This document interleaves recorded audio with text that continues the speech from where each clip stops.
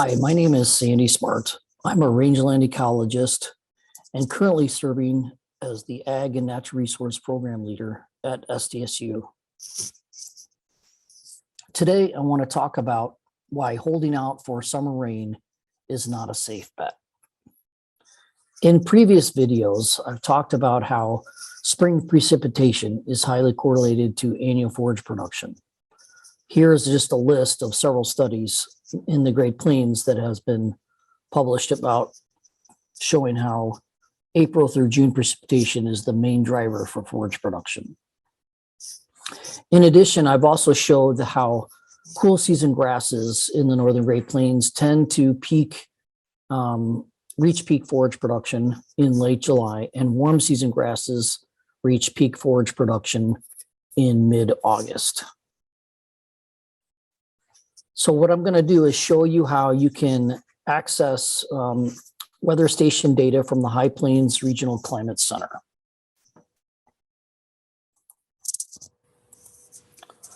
So let's take a look at the High Plains Regional Climate Center. So what you want to do is go to Services and then Online Data Services. So click there and then choose SCACIS.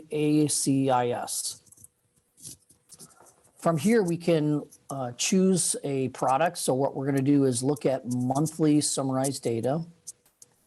And now what we want to do is let's look at rainfall. So we'll do precipitation. And it's best to get as much data as possible. So let's just look back since 1981. And we'll include the data set to 2020. And that way we can look at a 40-year data set.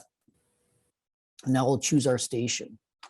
So let's say we want to try Western South Dakota. We're going to look at Faith, South Dakota.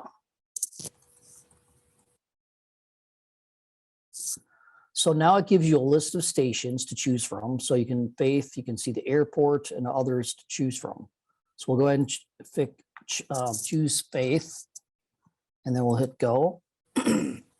So there's all the precipitation from 1981. And then you can see that starting in 2013, there's quite a bit, or even in 2012, there's quite a bit of missing data, but it's represented by M.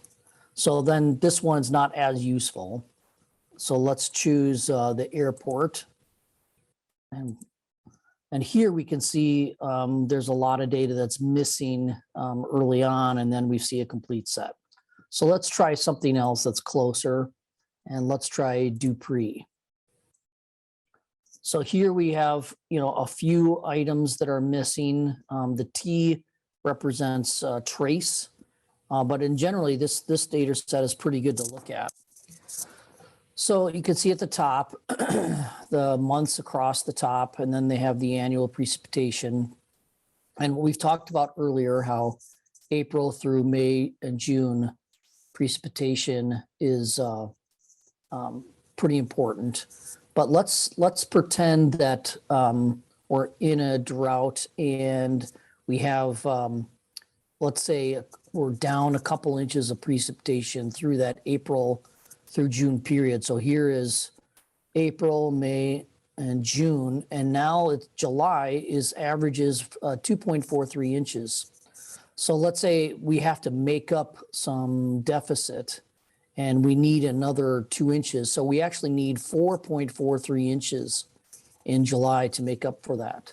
What we can do is come up to the top and click on the month July, and we see here that it sorts it for us. So now we want to look for 4.43 and see how many times did that happen.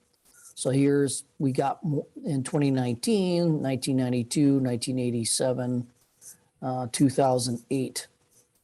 So you can see 1, 2, 3, 4 years out of 40 that we did get above normal precip into that 2-inch range to make up for that deficit. So what that means is that if you're in this situation, it happened about 10% of the time that we would get that precipitation that we need. So it's not very good odds, and I don't think you'd want to place a bet if you were wanting to bet there. So after we visited the High Plains Regional Center, we looked at climate data services and we clicked on the SCACIS and we were able to look at that data. So in summary, we know that rangeland pasture forage is produced by spring precipitation. The peak forage production occurs in late July to mid-August. And we know that the rainfall probability decreases significantly in the summer. And so the chances of getting precipitation in July and in August to make up for spring deficits is really low. Lastly, though, late summer rain actually does little to increase forage production because by this time, most of the favorable growing season is completed for cool season dominated rangeland pasture in the northern Great Plains. So thanks for listening.